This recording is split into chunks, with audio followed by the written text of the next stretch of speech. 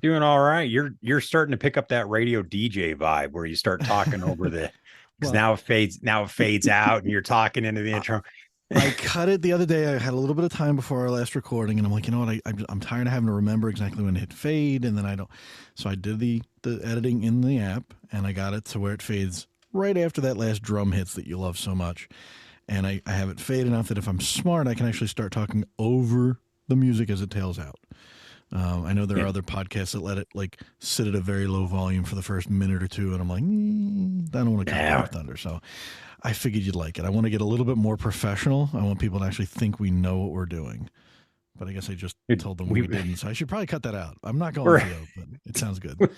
we're like you and I are like 30 episodes in at this point. I mean, people know I we don't know what know, we're I know. doing. We know But we're almost getting to the point where we get to do a year-end recap. That's crazy.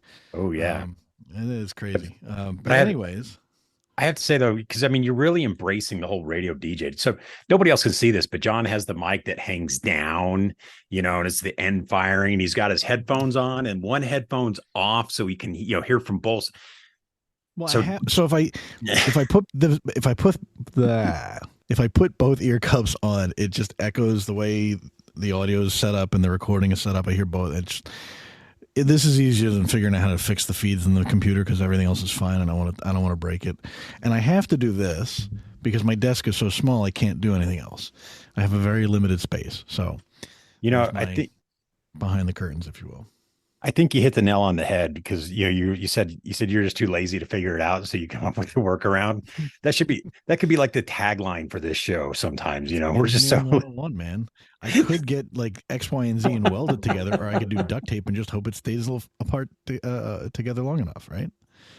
well, and I think that's why we have today's guest on is because we're still trying to learn stuff, and it's easier to just have somebody come on and like explain stuff to us than actually us, you and me have to like go read standards and like technical documents because that's just work. I really do have to take issue with this because I didn't realize until today that this was actually a ruse to get me to learn stuff. I'm offended. Did I thought we told you that like a year ago, man. Oh, maybe I didn't. I didn't read the memo. Anyways, Goes back to the not reading part.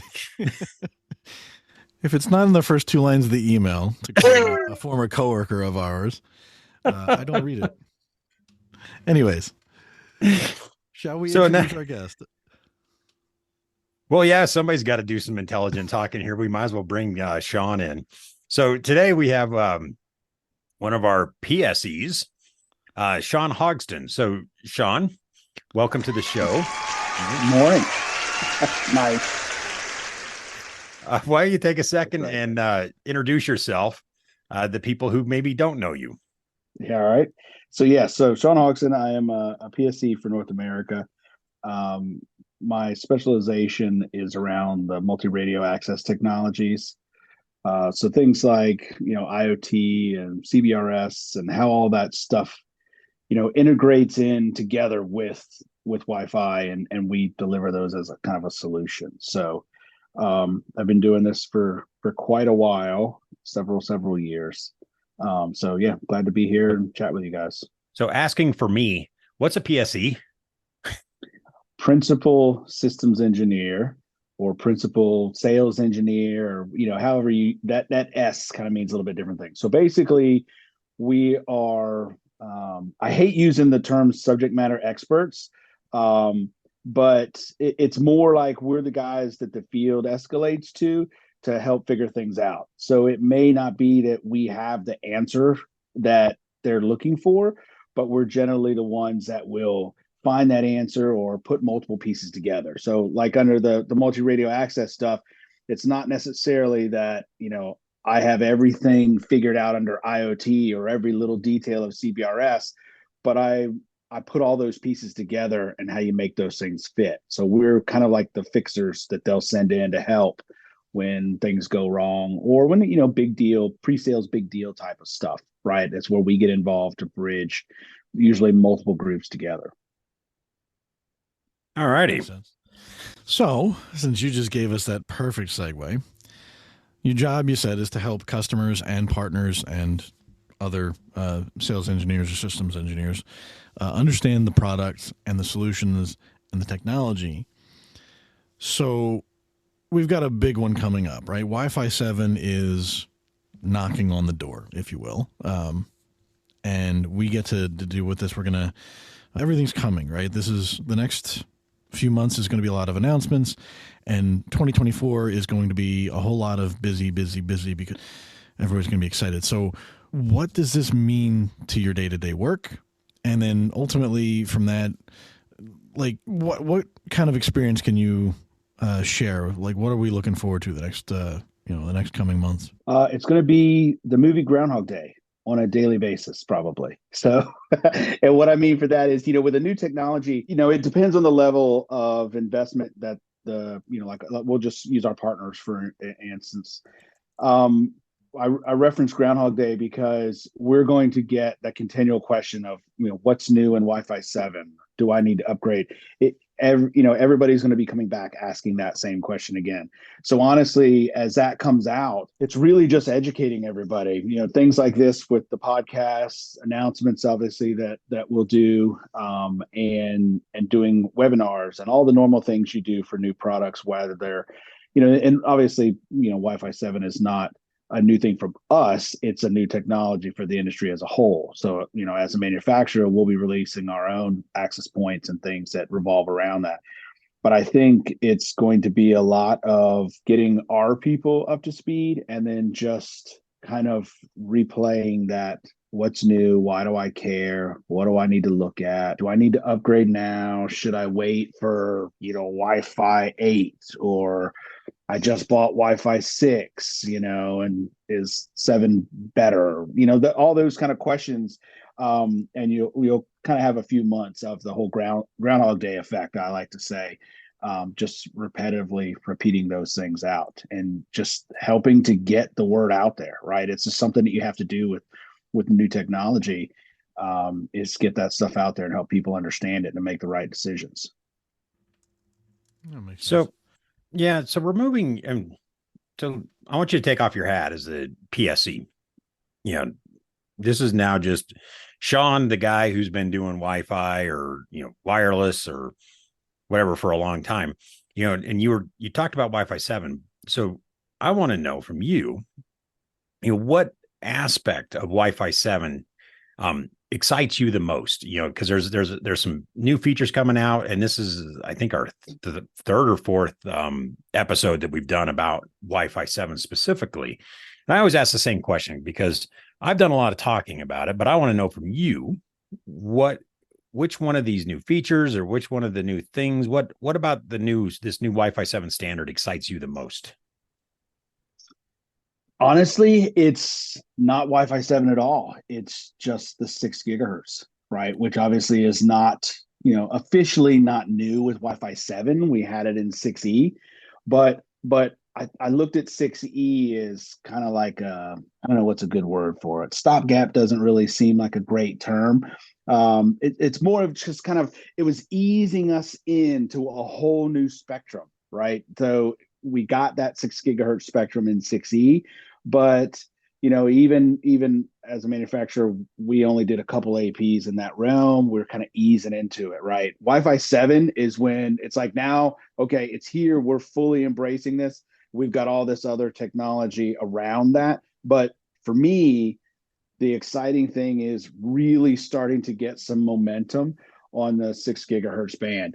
Obviously here in the US, where I'm based and we're all based, outside the US, there's been obviously limited uptake for it, right? I think a lot of other regulatory areas will look to the US to figure out all the junk to make it work. And then once we kind of figure it out and it's standardized, then they'll decide, okay, we're going to give you this spectrum or that spectrum or whatever. But that to me is the biggest thing because of the number of channels that it brings to the table, right? And so I know we'll talk about that probably a little bit later on how that affects different verticals as well. But yeah, to me, it's not really the Wi-Fi 7 standard as much as it is the really the embracing of the 6 gigahertz spectrum underneath it. For me, it's all to kind of go back to what you were saying. The 6E was sort of like a bridge, right? It was Yeah. sort of like this bridge standard. And what, what I like about Wi-Fi 7 is the idea that it's now a standard that was written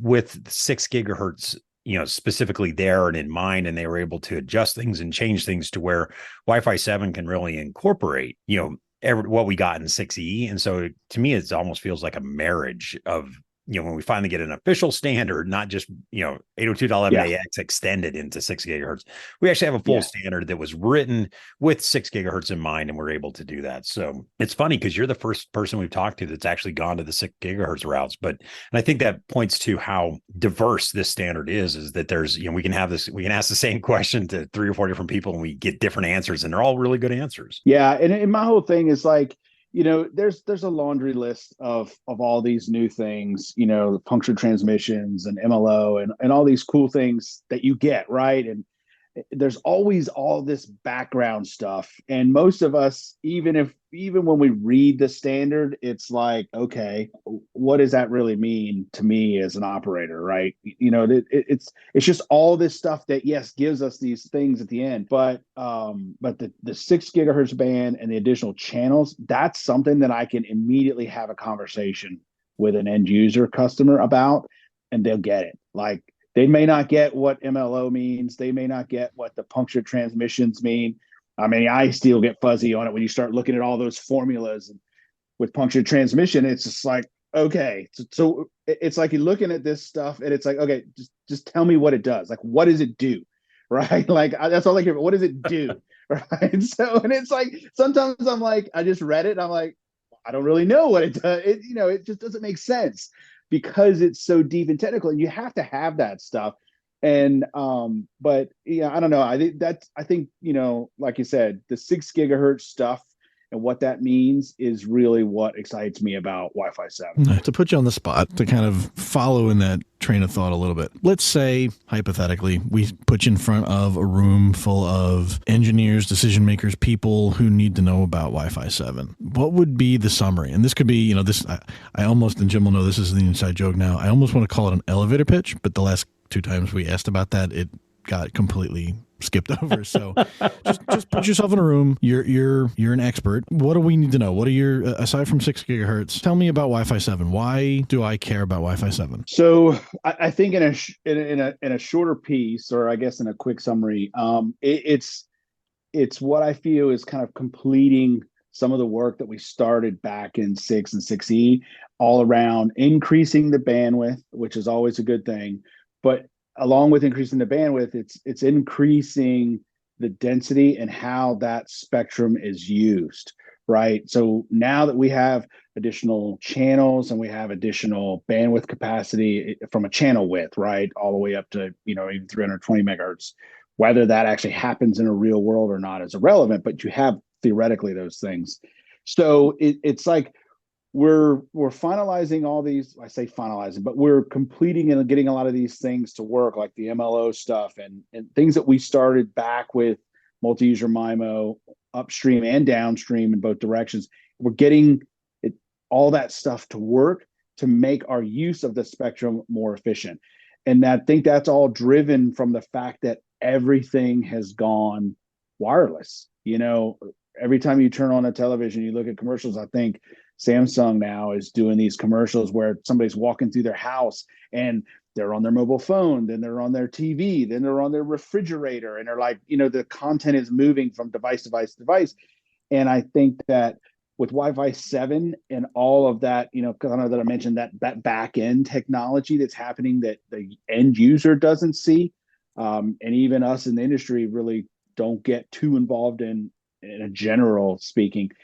All that stuff is starting to come into place with the addition of the new spectrum, and we're getting more efficient use of all of that stuff, as well as the security enhancements and things we're getting with 7, kind of forcing up, the WPA3 stuff, which has been out for a little bit. But again, we get these things in earlier standards, and now we're kind of finalizing all that stuff and really putting this stuff into practice. And okay, now you got to really use this.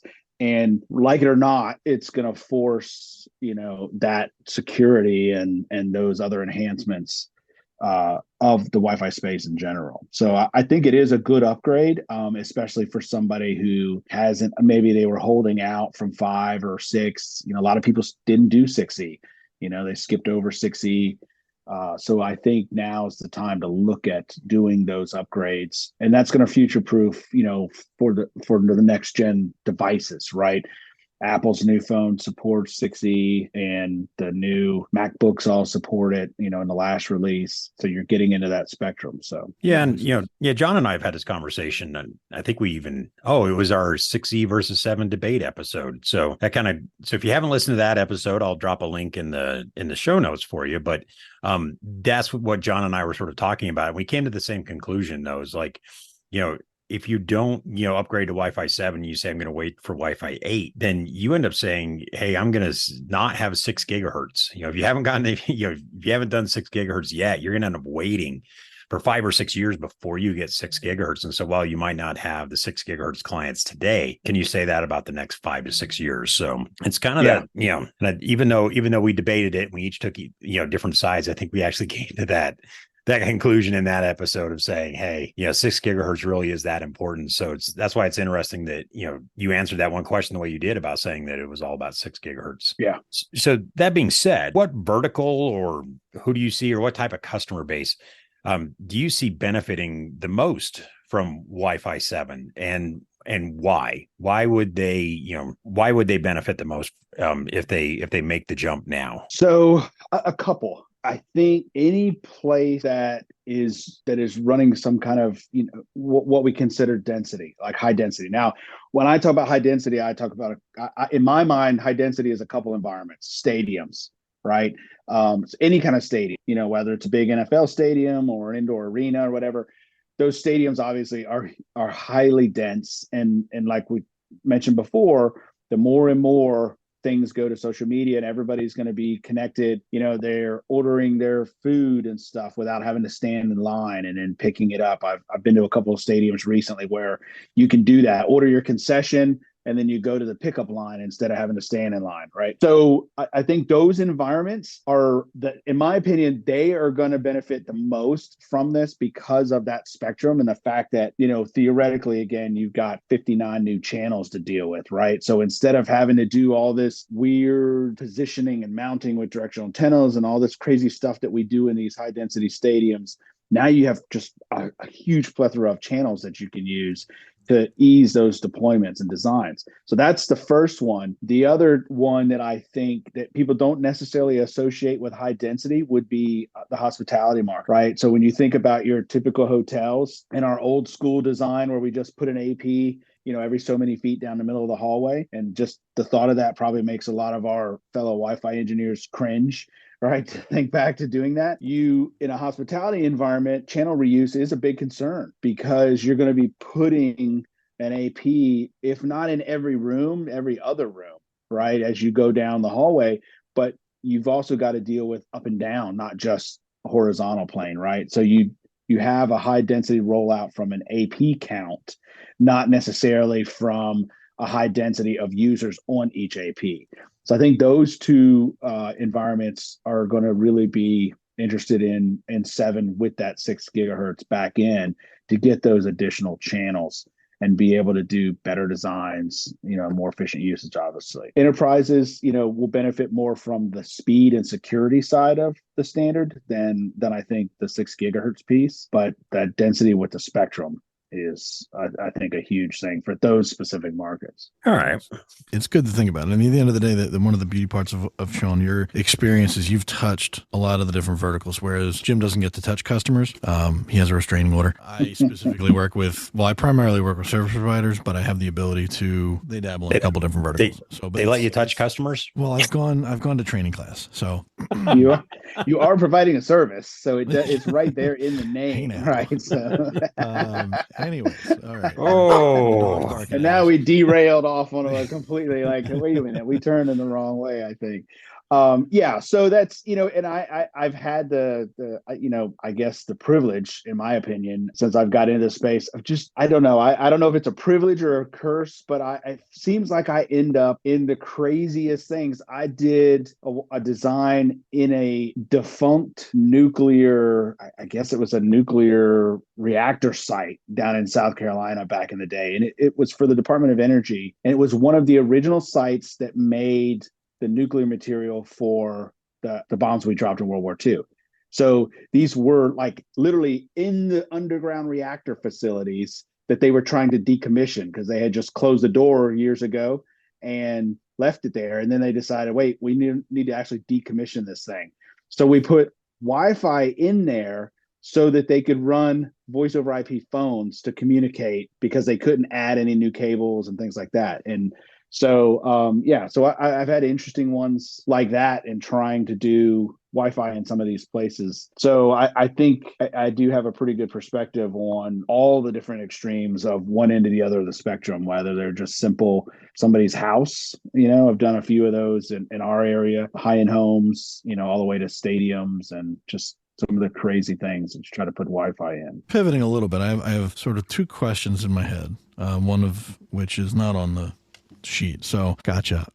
So most of our listeners are engineers, we think. We're not really sure. We should do a listener survey, Jim, but that's a subject for another time. Sounds like work. Yeah. Well, maybe we can get Middle to do that. Assuming most of our listeners are engineers who, like you, do design and build the networks, and then they help organizations fix anything when they go wrong. Kind of wondering, first question is, what would you specifically consider advising to look out for before making the decision to upgrade to Wi-Fi 7? I have one personally. I'm curious to see what you would suggest. And then I had a question that maybe I'll let Jim get into it, but I think we want to revisit the security thing a little bit more. But let's go with the design first. So I guess the big thing really looks at, all right, so the decision on whether you upgrade or not, like we talked about earlier, if you don't do 7, so like if you did 6E, is there a big jump to 7? That might be hard, right? If you have any kind of financial constraints, you're probably going to wait, right? Because you've kind of made the jump to the 6 gigahertz band already, and you've obviously recently invested in that. But if you're still running 6 or you're still running 5 AC Wave 2 stuff, then I think 7 is definitely the time to upgrade because we don't know how long it's going to be for your next cycle, right? So the lifetime of your devices and what I worry about, I don't want to say that this is going to happen. I don't want to be ringing the alarm bell when there may not be a problem, but I'll just kind of give you an example. I had a customer that was running AC Wave 2 or AC Wave 1 stuff, and the network's been running fine for years, no problems. They were an early adopter, went on AC Wave 1 as soon as it came out. They've had no issues. This is a small warehouse. And then all of a sudden, a year or so ago, they started having a lot of problems. And as we dug into that, there was nothing wrong with the Wi-Fi. It was the clients. They started buying newer and newer clients, and the newer clients started having trouble mixed with the old clients on the older Wi-Fi technology. When they tested from an existing device, everything worked perfect. When they get a brand new laptop, they would have just weird issues. So I do think it's a possibility that you can get to a point where your clients outpace your infrastructure. So I think with Wi-Fi 7, with all the stuff that's changed and how not only the new spectrum, because at the end of the day, if you have an old client that doesn't have 6 gig, then that client doesn't care about 6 gigahertz, right? Like he doesn't even know it exists. So that's irrelevant to them. But there's a lot of other stuff that's in the Wi-Fi 7 standard that may or may not have issues with older technology. And I remind people back with Wi-Fi 6. Remember when Wi-Fi 6 came out, not to pick on Intel, but there was Intel devices that had issues where we had to go in and turn off Wi-Fi 6 on WLANs because people had these specific Intel chips until Intel got driver updates, right? So these are the things that I kind of caution people about, and not so much that I'm cautioning anybody that you shouldn't go to 7. I'm cautioning people in the fact that you need to have a good understanding of your environment because we're about to make a pretty disruptive change into a new technology, right? It'd be like going from a gas vehicle to an all electric vehicle. it's still a vehicle. You're still using it for the same purpose. But if you don't understand that you now have a specific range that you can go to without stopping to recharge, and you can't find a recharge place like you could before with a gas station, that's a pretty disruptive change in your habits, in my opinion. So I look at Wi-Fi 7 of being that same kind of thing, that it's good. We're moving forward. You got all these benefits, but I think engineers need to understand in a deeper sense what their environment is before they just say, okay, I'm gonna order all new Wi-Fi 7 APs, and we're just gonna pop the old ones down, put the new ones up, and roll with it, right? I don't necessarily agree that this would be one of those upgrades that you can do that. No, and that was kind of where that was the point I was holding back. That's actually made me think of one other part of that point too.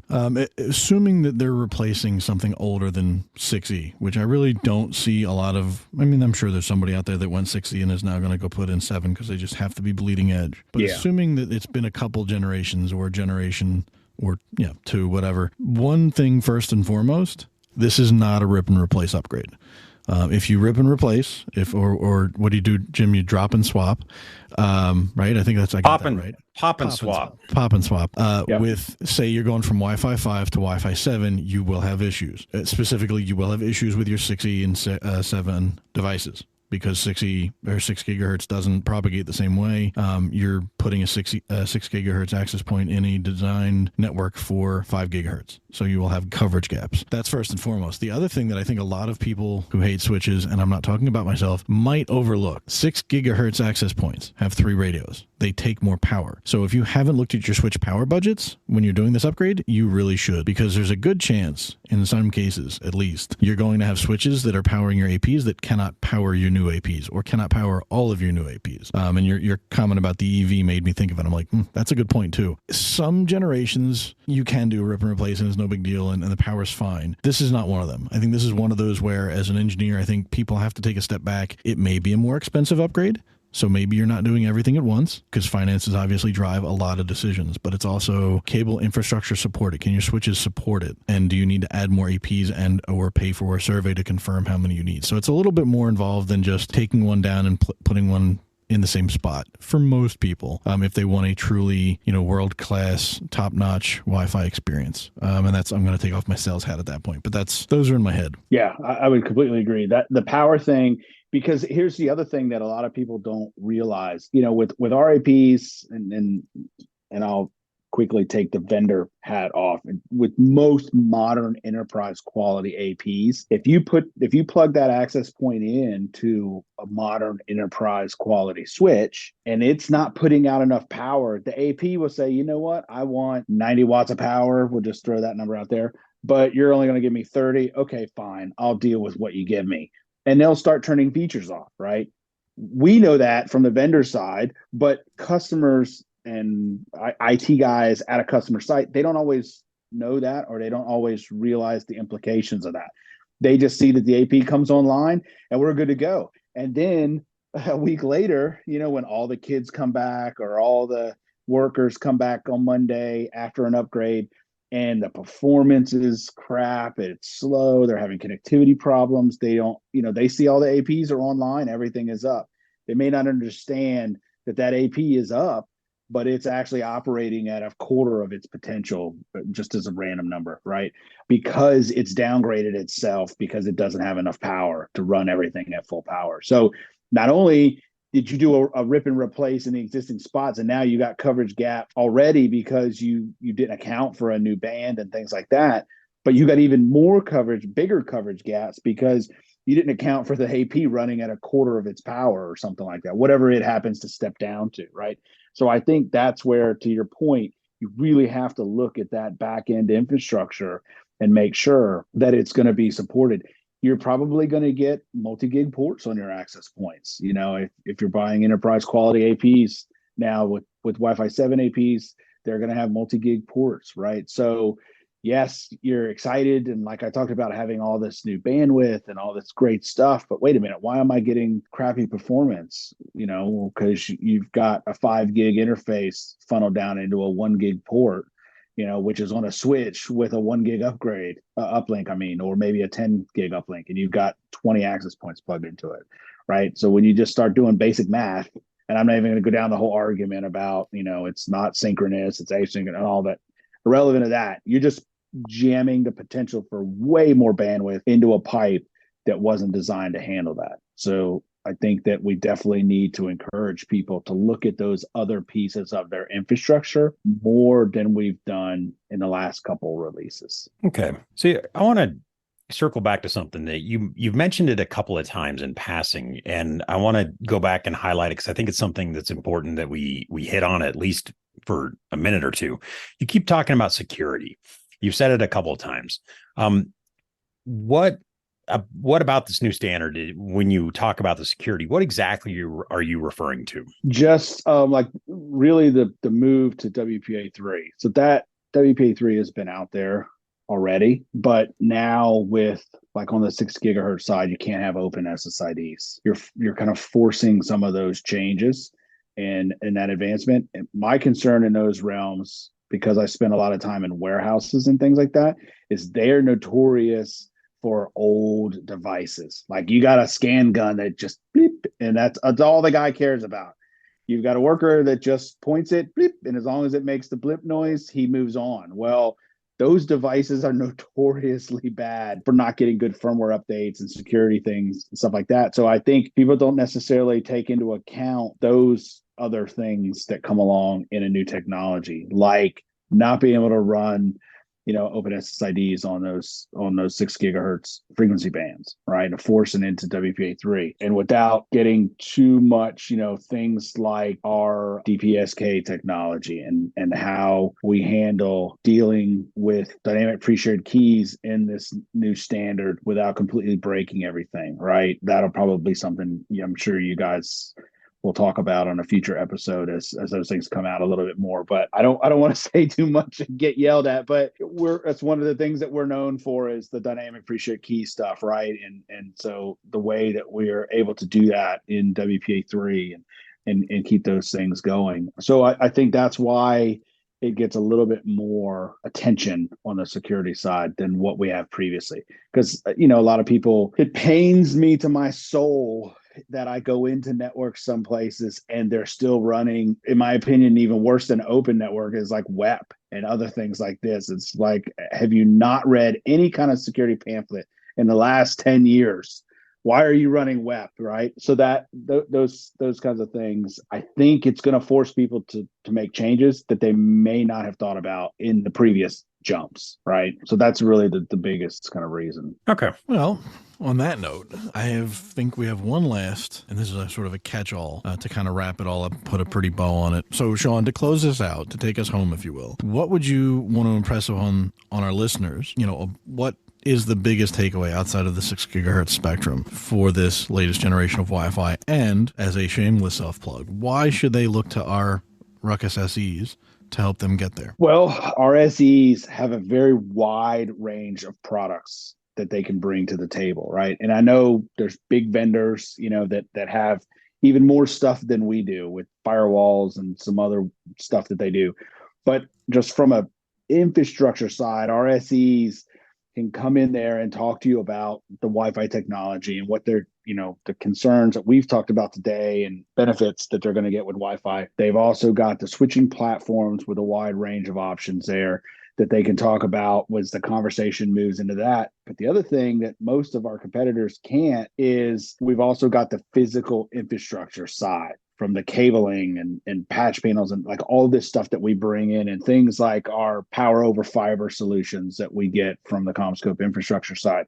So I think our guys are in a position with other members of our team to talk about that entire kind of evaluation. Like we've told you that there are some concerns with coverage, with infrastructure support of your switches, being able to power the APs and things like that. But what about the cables? Like, are you running 5E cables that were put in 20 years ago, right? Do you maybe need to look at now's the time to upgrade to newer physical cabling, right, into it? So I think by going to your Ruckus SE team and the people that he can bring in to bring all that stuff to bear, we can look at all those types of things. There's other products that we've brought in that don't relate to, Wi-Fi 7, things like the Ruckus WAN gateway and things that we can now offer that we couldn't previously. So I think it's definitely something that you want to talk to these folks about the wider picture of your infrastructure and not just, hey, we're looking at new APs coming in to show me the new AP, right? That I think is a conversation that we need to expand on this round of upgrades more so than we have in the past. Okay. Thanks. So I don't think we have anything else, Mr. Palmer. No, It kind of covers it. Yeah, I think we've gotten a new and interesting perspective on this new Wi-Fi standard that's coming. Yeah, it'll be exciting times, and I think the takeaway for me is, like Sean said, make sure if you're listening to us and you're a Ruckus partner, or you're not a Ruckus partner but you'd want to work with Ruckus, find your find your salesperson, find your local SE, find us at a trade show, because Lord knows we're at plenty of those, and give us a shot. We'll definitely be able to take care of you, navigate the new world of Wi-Fi 7. So, Sean, I want to thank you. Mr. Palmer, I don't know if you have any closing comments. If not, we'll wrap it up. No, I'm good. All right. Thank you, guys. Thanks, Sean. Thanks, Sean. Thank you, guys. We'll see everybody on the next episode.